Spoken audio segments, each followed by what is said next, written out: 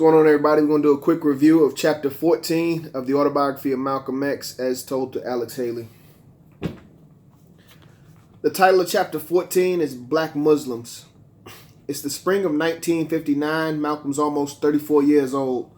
A Negro journalist named Louis Lomax wanted to film the Nation of Islam for Mike Wallace. He was producing a TV program. The decision was up to Elijah Muhammad, and Mr. Elijah Muhammad gave his consent. They began filming around mosques in New York, Chicago, and Washington, D.C. They recorded Mr. Muhammad and other ministers teaching. At the same time, there was a Negro named C. Eric Lincoln who did his thesis on the Nation of Islam. Malcolm read a letter of a young Atlanta college student who visited Temple 15. He said, quote, "The Christian religion is incompatible with the Negro aspirations for dignity and equality in America." He continues, quote, "It has hindered where it might have helped. It has been evasive when it was morally bound to be forthright. It has separated believers on the basis of color, although it has declared its mission to be a universal brotherhood under Jesus Christ." The Atlanta student believed Christianity was for whites and Islam was for blacks. Mr. C. Eric Lincoln was able to acquire grants to write a book about the Nation of Islam. The book would be eventually titled Black Muslims in America. The publicity of them writing the book was big news to what Malcolm considered a quote-unquote small nation at this time. Malcolm and the nation planned to use the media to reach the brainwashed blacks across the United States and the devils as well. Malcolm started writing a column in Amsterdam News, which is the newspaper in New York. Then Mr. Muhammad agreed to start writing for Amsterdam News, so Malcolm started writing for LA Herald Dispatch. Malcolm eventually wanted the Nation of Islam to start its own newspaper. In 1957, at the age of 32 years old, Malcolm was 32 years old, Mr. Muhammad sent him to Los Angeles to organize a temple. Malcolm learned the newspaper process quickly. He says, quote, "I've always been blessed in that if I can once watch something being done, generally I can catch on to do it myself," unquote. And this reminds me of how he learned how to dance when he was in Roxbury. He was basically watching the customers dance, and he learned how to dance. He also says that being able to learn quickly was a tool for survival and hustling while he was hustling. When Malcolm got back to New York, he bought a used camera and he began to take pictures of things they were doing in the nation. Once a month, he would create a paper. He named the paper Muhammad Speaks. Malcolm said, quote, "Little did I dream that later on the jealousy set in." He says, quote, "Little did I dream that later on, when jealousy set in among the hierarchy, nothing about me would be printed in the paper I have founded." Then Mr. Muhammad sent Malcolm on a 3-week trip to Africa to develop national publicity. Malcolm was sent to Egypt, Arabia, Sudan, Nigeria, and Ghana.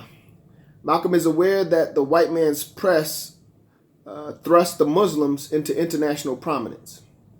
In 1959, while Malcolm's 34 years old, the TV program The Hate That Hate Produced had aired. This was the program that Louis Lomax and Mike Wallace was working on. Malcolm compared the program to Orson Welles' Men from Mars radio program. He says, quote, "In a way, the public reaction was like what happened back in the 1930s when Orson Welles frightened America with a radio program describing an invasion by men from Mars," end quote. Malcolm felt that the title Hate That Hate Produced led people to believe that the Muslims were preaching hate about white people. Malcolm says, quote, "This is one of the white man's most characteristic behavior patterns where black men are concerned." He continues, quote, "In America, it had been just fine as long as the victimized, brutalized, and exploited black people had been grinning, begging, and yes, a massa and Uncle Tommy. The white newspapers claimed that the black Muslims were hate teachers, black racists, and black fascists." Malcolm talks about how American whites always had hand-picked Negroes. He says, quote, the white man had these house and yard Negroes for his specials every day. So he's talking about the hand-picked Negroes that whites would use to represent the voice of blacks. Malcolm said that these blacks would tell the whites how happy the slaves were. Malcolm felt that most of the Negro leaders of the 1960s were house Negroes. At this time, Malcolm was on the phone 5 hours a day with the press and Elijah Muhammad. Elijah was in Chicago while Malcolm was in New York. When Malcolm was asked why he teaches hate, he replied, quote, "All Mr. Muhammad is doing is trying to uplift the black man's mentality and the black man's social and economic condition in this country," end quote. He continued, quote, our foreparents would have been put to death for advocating so-called integration with the white man. Now when Mr. Muhammad speaks of separation, the white man calls us hate teachers and fascists," end quote. Malcolm says, quote, "For the white man to ask the black man if he hates him is just like the rapist asking the rape or the wolf asking the sheep, 'Do you hate me?' The white man is in no moral position to accuse anyone else of hate." And he makes a comparison to elders, an elder that was bit by a snake in a community. They would teach the young children to avoid the snake and teach them that the snake bites. But that process of learning from your past, from the pain of the past, is not considered hate. And that's the theory that Malcolm was trying to portray. Malcolm felt that Christianity was the white man's religion. He felt that the Bible was the greatest weapon for enslaving millions. Every country that the white man has conquered, he came with the Bible. Reporters began to compare the Muslims to demagogues, but Malcolm explained how Jesus and Socrates were considered demagogues. He talks about Gandhi, Galileo, and the first Protestant, Martin Luther. He talks about how they were considered demagogues as well.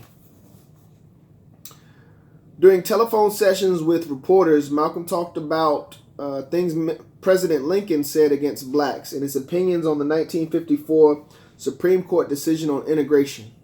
He says, quote, "It was the trickery and magic that told Negroes they were desegregated. Hooray, hooray. And at the same time, it told whites, here are your loopholes," end quote. When Malcolm was asked if he felt that any white had ever done anything for the black man in America, his reply was Hitler and Stalin. He says, quote, "The black man in America couldn't get a decent factory job until Hitler put so much pressure on the white man, and then Stalin kept up the pressure," end quote. Malcolm was more upset with Negroes attacking the Nation of Islam than the white press. With Elijah Muhammad's approval, Malcolm began to respond to the quote-unquote Uncle Tom leaders. He says, quote, "Today's Uncle Tom doesn't wear a handkerchief on his head. This modern 20th century Uncle Tom now often wears a top hat. He's usually well-dressed and well-educated. He's often a personification of culture and reinforcement. The 20th century Uncle Tom sometimes speaks with a Yale or Harvard accent. The 20th century Uncle Tom is a professional Negro. By that I mean his profession is being a Negro for the white man," end quote. Malcolm called these men, quote, "black bodies with white heads," end quote. Blacks fighting whites publicly, but being supported by whites privately. He mentions, he talks about magazine coverage of the Nation of Islam. He mentions magazines like Life, Look, Newsweek, Reader's Digest, and Time. He then began debating on radio. Malcolm's only previous debate experience to this point was prison and speaking to the Muslims. Malcolm was eager to learn the tricks of debating on air. His introduction became, quote, "I represent Mr. Elijah Muhammad, the spiritual head of the fastest growing group of Muslims in the Western Hemisphere," end quote. The reporters would try to push integration. Malcolm says, quote, "No sane black man wants integration. No sane white man really wants integration. No sane black man really believes that the white man ever will give the black man anything more than token integration. No. The Honorable Elijah Muhammad teaches that for the black man in America, the only solution is complete separation from the white man," end quote.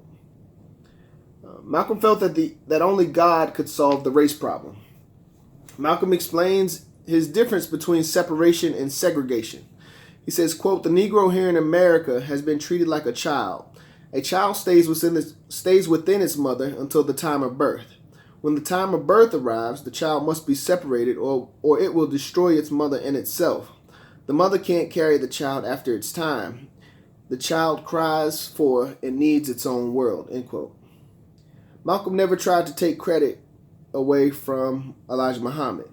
When he was accused of citing Negro violence, he responded, quote, "The greatest miracle Christianity has achieved in America is that the black man in white Christian hands has not grown violent.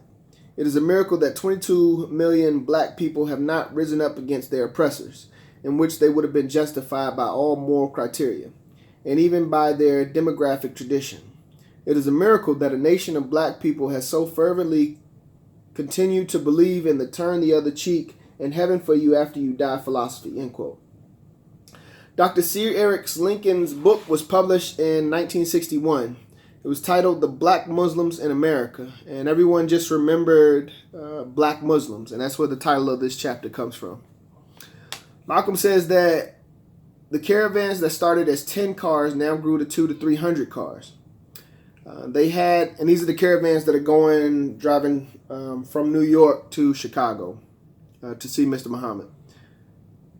They had to get chartered buses to hear Mr. Muhammad speak. Mr. Muhammad had a personal jet in Chicago, and he would travel by motorcade from the airport. Malcolm says, quote, "America had never seen such fantastic all-black meetings. White man was barred from attendance," end quote. Everyone was searched. His brothers Wilfred and Filbert became ministers in Michigan, Jeremiah X in Atlanta, John X in LA, Wallace Muhammad in Philadelphia, and the charmer Louis X in Boston, who eventually became Louis Farrakhan. They had many ministers and large crowds. All of these temples were started with Malcolm's help. Malcolm would speak to the large crowds to prepare them for Elijah Muhammad. He would remind the crowd that regardless of religion, we are all black. Elijah Muhammad was the first and only black leader to identify our enemy. First leader with the courage to speak publicly. Quote, "Our enemy is the white man." He continues, quote, "The Caucasian race never wants any black man who is not their puppet or parrot to speak for our people," end quote. Then Mr. Muhammad would walk up from the back of the crowd. There would be tears in many eyes, including Malcolm's. Malcolm said, quote, "Your slave master has brought you over here, and of your past everything was destroyed. We know nothing of our true culture." He says, quote, "You know nothing at all but what your white slave master has chosen to tell you. And he has told you only that which will benefit himself and his own kind," end quote. Regarding the use of the term so-called, Malcolm says, quote, "I say so-called because you are not a Negro. There's no such thing as a race of Negroes. You are a member of the Asiatic nation from the tribe of Shabazz.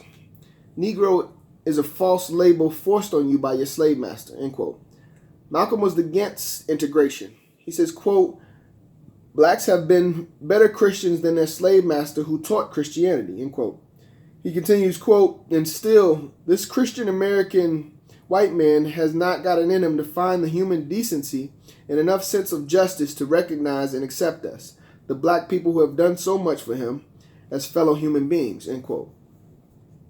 "We should separate from the white man who despises us and save ourselves from integration." Elijah Muhammad says, quote, we can do something for ourselves.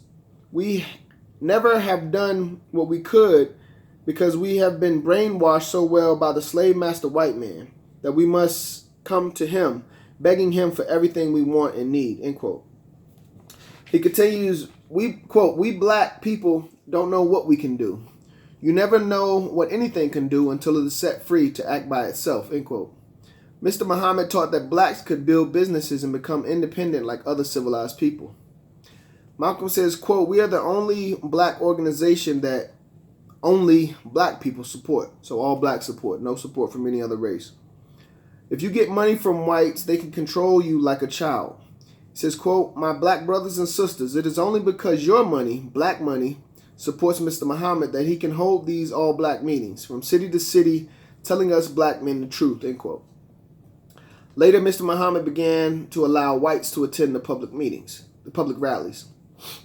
Malcolm mentions other black professional intellectuals that possessed the skills to lead, but they only wanted to integrate. Malcolm's phone, he talks about his phone being tapped. Some blacks that were sent to the nation as spies by the government eventually revealed themselves after hearing the truth. The government was concerned with the, quote, the steadily increasing rate at which black convicts embraced Islam, end quote. Prison preconditioned converts to meet the nation's moral laws. Many converts would shave their heads bald to symbolically remove ignorance and self-hate. They learned self-pride and to wear the black hair that God gave them. No Muslim smoked, and they had a 6-step process for addicts. Addicts were being called brother, Mrs., Mr. for the first time. Malcolm says, quote, once he is motivated, no one can change more completely than the man who has been at the bottom. I call myself the best example of that, end quote. If someone was quitting cold turkey, the nation would have around-the-clock shifts to monitor the person. Malcolm says, quote, and that black brother or sister rarely ever will return to the use of narcotics, end quote. He says, quote, if some white man or approved black man created a narcotics cure program as successful as the one conducted under the aegis of Muslims, why there would be government subsidy and praise and spotlights and headlines, end quote. Oh, shoot.